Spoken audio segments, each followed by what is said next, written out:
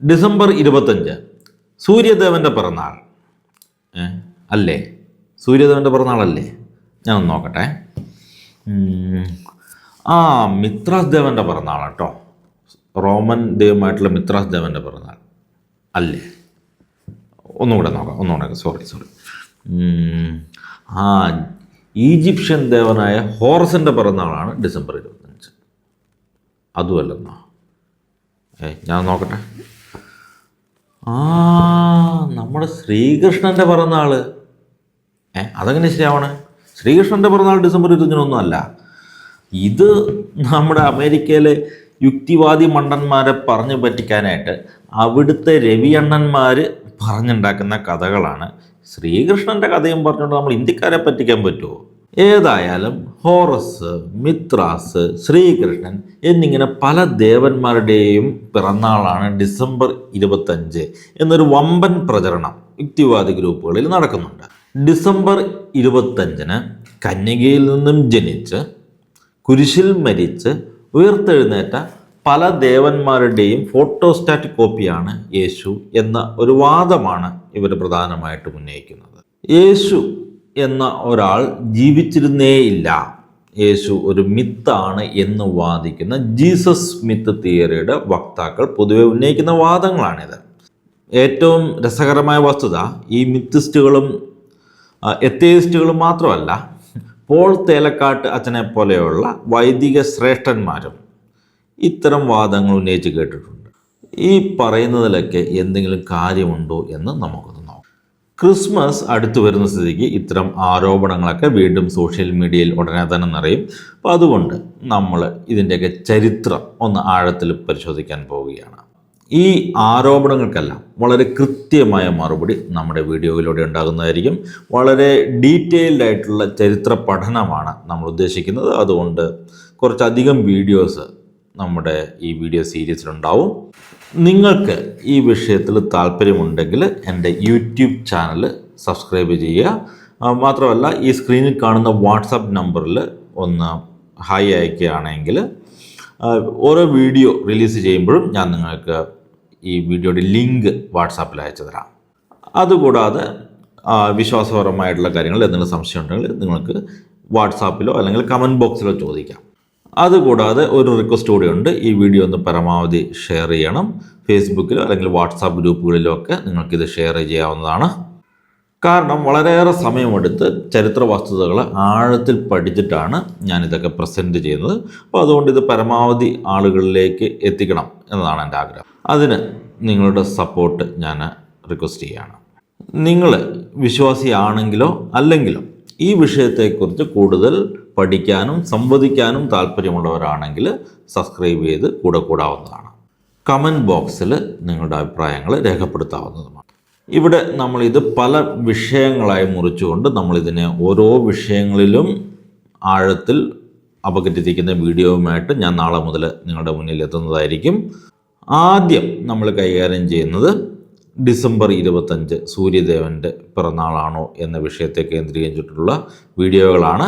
അതിനുശേഷം മറ്റ് ദേവന്മാരുടെ കഥകൾ, ഹോറസ്, മിത്രാസ് പോലെയുള്ള ദേവന്മാരുടെ കഥകളിലേക്ക് കടന്ന് ഏറ്റവും അവസാനം യേശു ചരിത്ര പുരുഷനാണോ, ചരിത്രപരമായിട്ട് യേശുവിന് എന്തെങ്കിലും തെളിവുകളുണ്ടോ എന്നൊക്കെ പരിശോധിച്ച് നമ്മൾ ഈ വീഡിയോ സീരീസ് കൺക്ലൂഡ് ചെയ്യാം. അതുകൂടാതെ ഒരു ബോണസ് കണ്ടൻറ്റ് കൂടി ഞാൻ തരാം. നമ്മുടെ ആദ്യത്തെ വീഡിയോ അത് തന്നെ ആയിക്കോട്ടെ. യേശുവിൻ്റെ യഥാർത്ഥ പിതാവ് പാന്തേര എന്നറിയപ്പെടുന്ന ഒരു റോമൻ പടയാളിയാണ് എന്നും ചരിത്രരേഖകളിൽ യേശുവിനെ പാന്തേരയുടെ മകൻ യേശു എന്നാണ് വിളിക്കുന്നതും എന്നൊക്കെയുള്ള പ്രചരണങ്ങൾ നടക്കുന്നുണ്ട്. ഇതിന് ഒരു മറുപടി നൽകിക്കൊണ്ട് നമുക്ക് നമ്മുടെ വീഡിയോ സീരീസ് ആരംഭിക്കാം. അപ്പോൾ നാളെ ഈ വീഡിയോയ്ക്കുള്ള മറുപടിയുമായിട്ടായിരിക്കും ഞാൻ നിങ്ങളുടെ മുന്നിൽ എത്തുക. ഇനി നമുക്ക് സൂര്യദേവൻ്റെ കഥയിലേക്ക് തിരിച്ചു വരാം. ആദ്യമേ തന്നെ പറയട്ടെ, ഡിസംബർ 25 സൂര്യദേവൻ്റെ പിറന്നാൾ കൊണ്ടാടിയിരുന്നു എന്നത് ശരിയാണ്. പക്ഷേ AD 275 ഔറേലിയൻ ചക്രവർത്തി നടത്തിയ സൺ കൾട്ടിൻ്റെ നവീകരണത്തിന് ശേഷം എപ്പോഴോ തുടങ്ങിയ ഒരു ആഘോഷമാണിത്.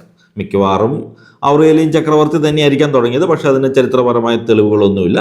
പക്ഷെ അതിന് ശേഷം എപ്പോഴോ ആണ് ഈ സൺ കൾട്ടിൽ ഇങ്ങനെയൊരു ഡിസംബർ 25 ആഘോഷം നടക്കുന്നത്. അതിനു മുൻപ് ഈ AD 275 മുൻപ് സൂര്യദേവൻ്റെ പിറന്നാൾ ഡിസംബർ 25 ആഘോഷിച്ചിരുന്നതായി ഒരു തെളിവുമില്ല. ഡിസംബർ 25 സൂര്യദേവൻ്റെ പിറന്നാൾ ആഘോഷിക്കുന്നതിന് ഉള്ള ആദ്യത്തെ ഹിസ്റ്റോറിക്കൽ എവിഡൻസ് നമുക്ക് ലഭ്യമായിട്ടുള്ളത് AD 354 ഒരു ഡോക്യുമെൻറ്റിൽ നിന്നുമാണ്. അതിനർത്ഥം AD 354 ഈ ആഘോഷം തുടങ്ങിയത് എന്നല്ല. അന്ന് AD 354 നമുക്ക് ഹിസ്റ്റോറിക്കൽ എവിഡൻസ് ഉള്ളത് എന്നാണ്. അതിന് മുൻപ് എപ്പോഴോ തുടങ്ങിയിട്ടുണ്ട്. AD 354 ഒരു ഡോക്യുമെൻറ്റിൽ ഇത് രേഖപ്പെടുത്തിയിട്ടുണ്ട്. ചരിത്രകാരന്മാരുടെ അഭിപ്രായത്തിൽ മിക്കവാറും ഇത് ഔറേലിയൻ ചക്രവർത്തി തുടങ്ങിയതാവാനാണ് സാധ്യത. ഈ AD 275, AD 354 എന്നിങ്ങനെയുള്ള വർഷങ്ങൾ കേട്ട് കൺഫ്യൂസ് ആകണ്ട. ഞാൻ ഒന്നുകൂടി വിശദീകരിക്കാം. AD 354 ഒരു ഡോക്യുമെൻറ്റിലാണ് സൂര്യദേവൻ്റെ പിറന്നാൾ ആഘോഷിച്ചിരുന്നു എന്ന രീതിയിൽ വ്യാഖ്യാനിക്കാൻ പറ്റുന്ന ഒരു ചരിത്രപരമായ തെളിവുകളുള്ളത്. ഈ തെളിവുകൾ വിരൽ ചൂണ്ടുന്നത് AD 354 മുൻപ് എപ്പോഴോ ഈ ആഘോഷം ആഘോഷിച്ചു തുടങ്ങിയിരുന്നു എന്നതാണ്. ചരിത്രകാരന്മാർ അനുമാനിക്കുന്നത് AD 275 കാര്യമായ മതനവീകരണം ഔറേലിയൻ ചക്രവർത്തി നടത്തിയിട്ടുണ്ട്. അതിനുശേഷം അല്ലെങ്കിൽ ഔറേലിയൻ ചക്രവർത്തി തന്നെ തുടങ്ങിയ ഒരു ആഘോഷമായിരിക്കാം ഇത് എന്നതാണ്. ഇതാണ് ചരിത്രപരമായ തെളിവ്. ഇനി ഒരു ഗിവ് അവേ ആണ്, ഒരു ചോദ്യം. എതിരഭിപ്രായമുള്ളവർക്ക് മാത്രമല്ല ആർക്ക് വേണമെങ്കിലും ഉത്തരം തരാം. ശരി ഉത്തരം പറയുന്നവർക്ക് ഇതാ നമ്മുടെ തിയോളജിക്കിൻ്റെ ലോഗോയോട് കൂടിയ വാട്ടർ ബോട്ടിൽ. ഇത് ചൂട് നിൽക്കുന്നതൊന്നുമല്ല, സാധാരണ വാട്ടർ ബോട്ടിലാണ്. ഈ വാട്ടർ ബോട്ടിൽ ഗിവ് അവേ ആയിട്ട് തരും. അപ്പോൾ ചോദ്യം ഇതാണ്, AD 354 ഒരു ഡോക്യുമെൻറ്റിലാണ് സൂര്യദേവൻ്റെ പിറന്നാളിനെ കുറിക്കുന്ന ആദ്യത്തെ തെളിവ് ഉള്ളത് എന്ന് ഞാൻ പറഞ്ഞു. ഈ ഡോക്യുമെൻറ്റിൻ്റെ പേരെന്താണ് എന്ന് നിങ്ങൾക്ക് കമൻറ്റ് ബോക്സിൽ പറയാം. അതിൻ്റെ ഒരു ചെറിയൊരു വിശദീകരണം കൂടെ തന്നാൽ മതി. അപ്പോൾ ഈ ഒരു തെളിവിനെക്കുറിച്ച് ഒരു ചെറിയൊരു വിശദീകരണം ആ ഡോക്യുമെൻറ്റിൻ്റെ പേരും തന്നു കഴിഞ്ഞാൽ ശരി ഉത്തരം നൽകുന്ന ആൾക്കാരിൽ നിന്ന് തിരഞ്ഞെടുക്കപ്പെടുന്ന ഒരാൾക്ക് ഈ ഒരു വാട്ടർ ബോട്ടിൽ സമ്മാനമായിട്ട് ലഭിക്കുന്നതാണ്. ഈ ഒരു സമ്മാനം ലഭിക്കാനായിട്ട് നിങ്ങൾ എൻ്റെ ചാനൽ സബ്സ്ക്രൈബ് ചെയ്യണമെന്നോ വീഡിയോ ലൈക്ക് ചെയ്യണമെന്നോ അങ്ങനെ ഒരു നിർബന്ധവുമില്ല. ശരിയായ ഉത്തരം കമൻറ്റ് ചെയ്യുക, അത്രമാത്രമാണ് കണ്ടീഷൻ. വിജയികളെ തിരഞ്ഞെടുക്കുന്നത് റാൻഡമായിട്ടായിരിക്കും.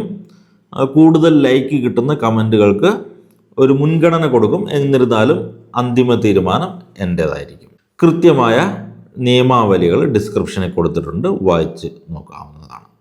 ഇനി ഒരു ചലഞ്ചാണ്. ഇപ്പോൾ പറഞ്ഞ ഗിവ് അവേയുമായിട്ട് ഇതിന് യാതൊരു ബന്ധവുമില്ല. ഇതൊരു സെപ്പറേറ്റ് ചലഞ്ചാണ്. സമ്മാനം ചെറുതല്ല, iPhone 17 Pro Max. സൂര്യദേവൻ്റെ പിറന്നാൾ കോപ്പി അടിച്ചതാണ് ഡിസംബർ 25 ക്രിസ്മസ് എന്ന് പറഞ്ഞ് നടക്കുന്നവരോടാണ്. 2 ചലഞ്ചുണ്ട്. അതിലേതെങ്കിലും ഒന്നിന് ശരി ഉത്തരം തന്നാൽ മതി. ഒന്ന്, AD 354 ഒരു ഡോക്യുമെൻറ്റിലാണ് സൂര്യദേവൻ്റെ പിറന്നാളിനെ കുറിക്കുന്ന ആദ്യത്തെ തെളിവുള്ളത് എന്ന് ഞാൻ പറഞ്ഞു. അതിനു മുൻപ് എന്തെങ്കിലും തെളിവുള്ളതായിട്ട് നിങ്ങൾക്ക് അവകാശവാദമുണ്ടെങ്കിൽ കൊണ്ടുവരിക.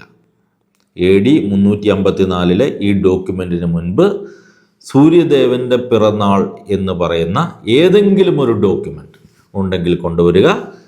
iPhone 17 Pro Max നിങ്ങൾക്ക് ഉള്ളതാണ്. ഏതായാലും ഉത്തരം കൊണ്ടുവരുമ്പോൾ ഈ ഒരു ഫോർമാറ്റിൽ കൊണ്ടുവരിക കേട്ടോ.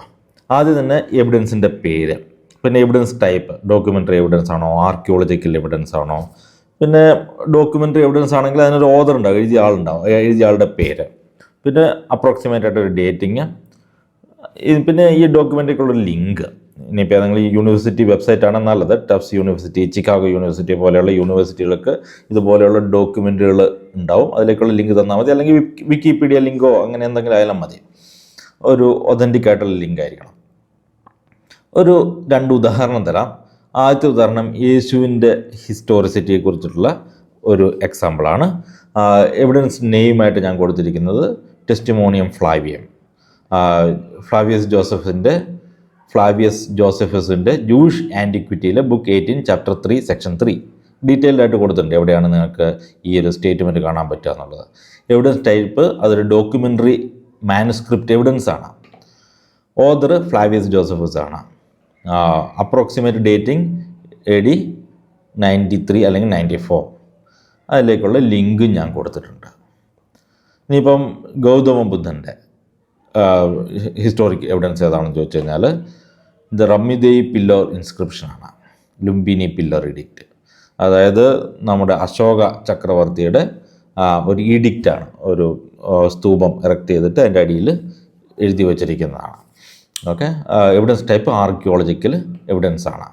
സ്റ്റോൺ ഇൻസ്ക്രിപ്ഷൻ എന്ന ഡീറ്റെയിൽസ് കൊടുത്തിട്ടുണ്ട്. അതിൻ്റെ ഡേറ്റിങ് 249 BC.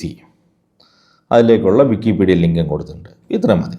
ഈ ഒരു ഫോർമാറ്റിൽ നിങ്ങൾ ചോദിച്ച ചോദ്യത്തിനുള്ള ഉത്തരം കൊണ്ടുവരിക, iPhone 17 കൊണ്ട് മടങ്ങുക. ഇനി അത് പറ്റത്തില്ലെങ്കിൽ ഹോറസ്, മിത്രാസ്, ശ്രീകൃഷ്ണൻ അതുപോലെയുള്ള ഏതെങ്കിലും ദേവന്മാർക്ക് ഡിസംബർ 25 ബർത്ത്ഡേ ഉണ്ടായിരുന്നു എന്ന് സൂചിപ്പിക്കുന്ന ഏതെങ്കിലും ഏൻഷ്യൻ ഡോക്യുമെൻ്റ്, മിനിമം 3rd സെഞ്ച്വറിയിൽ നിന്നായിരിക്കണം കേട്ടോ, പ്രൈമറി സോഴ്സ് തന്നെ വേണം, ഉണ്ടെങ്കിൽ കൊണ്ടുവരാവുന്നതാണ്. iPhone 17 Pro Max നിങ്ങളുടെയാണ്. പക്ഷേ കണ്ടീഷൻ നേരത്തെ പറഞ്ഞ പോലെ മിനിമം ഒരു 3rd സെഞ്ച്വറിയിൽ നിന്നെങ്കിലും ആയിരിക്കണം നിങ്ങൾ ഈ എവിഡൻസ് കൊണ്ടുവരുന്നത്. അല്ലാതെ 18ഉം 19ഉം നൂറ്റാണ്ടുകളിൽ ആരെങ്കിലും യുക്തിവാദികൾ എഴുതിയ സാഹിത്യമായിരിക്കരുത്, വാട്സാപ്പ് സാഹിത്യങ്ങളായിരിക്കരുത്. മിനിമം 3rd സെഞ്ച്വറിയിൽ നിന്നെങ്കിലുള്ള ഒറിജിനൽ പ്രൈമറി സോഴ്സുകൾ തന്നെ റെഫറൻസ് തരണം. അപ്പോൾ വേഗമാകട്ടെ, തെളിവുകളും കൊണ്ടുവരിക, ഐഫോണും കൊണ്ടുപോകുക. നിങ്ങൾ ഏത് പക്ഷത്തുള്ള ആളാണെങ്കിലും, ഇപ്പോൾ വിശ്വാസിയാണെങ്കിലും അല്ലെങ്കിലും, നിങ്ങൾ ഇതൊക്കെ ഒന്ന് ഗൂഗിൾ ചെയ്ത് അന്വേഷിച്ച് മനസ്സിലാക്കി വെച്ചിരിക്കുന്നത് നല്ലതാണ്. അതുകൊണ്ടാണ് ഞാൻ ഇതുപോലെ ഒരു ഹോംവർക്കൊക്കെ ആയിട്ട് തരുന്നത്. അപ്പോൾ ഞാൻ അടുത്ത പ്രാവശ്യം ഇതൊക്കെ പറയുമ്പോൾ നിങ്ങൾക്ക് പെട്ടെന്ന് മനസ്സിലാക്കാൻ സാധിക്കും. നിങ്ങൾ തന്നെ ഇതിനെക്കുറിച്ച് ചിന്തിച്ച് തുടങ്ങുമ്പോൾ ചരിത്രപരമായ വസ്തുതകൾ നിങ്ങൾക്ക് പെട്ടെന്ന് മനസ്സിലാക്കാൻ പറ്റും. സോ ഇതോടെ ഇന്നത്തെ വീഡിയോ അവസാനിക്കുകയാണ്. നേരത്തെ പറഞ്ഞതുപോലെ യേശുവിൻ്റെ പിതാവ് യഥാർത്ഥത്തിൽ ഒരു റോമൻ പടയാളി ആയ പാന്തരയാണോ എന്ന വിഷയത്തിൽ നാളത്തെ വീഡിയോയുമായി നമുക്ക് വീണ്ടും കാണാം. Good bye. ഫുൾ വീഡിയോ എൻ്റെ തിയോലോജിക് യൂട്യൂബ് ചാനലിൽ കാണാവുന്നതാണ്. ഇവിടെ നമ്മൾ ക്രൈസ്തവ വിശ്വാസങ്ങൾക്കെതിരെ ഉയരുന്ന ചോദ്യങ്ങൾക്ക് യുക്തിസഹമായി മറുപടി നൽകുന്നതിനോടൊപ്പം നുണക്കഥകളെ പൊളിച്ചെടുക്കുകയും ചെയ്യുന്നതാണ്. എൻ്റെ ഈ ദൗത്യത്തിൽ നിങ്ങൾക്കും പങ്കാളികളാകാം. അതിനായി വീഡിയോ ലൈക്ക് ചെയ്തും കമൻറ്റ് ചെയ്തും പരമാവധി ആളുകളിലേക്ക് ഷെയർ ചെയ്തും സപ്പോർട്ട് ചെയ്യുക. കൂടുതൽ ആക്റ്റീവായി എൻ്റെ ഒപ്പം ചേരാനും നിങ്ങളുടെ സംശയങ്ങൾ നേരിട്ട് ചോദിക്കാനും സ്ക്രീനിൽ കാണുന്ന നമ്പറിൽ വാട്സാപ്പ് ചെയ്യാവുന്നതാണ്.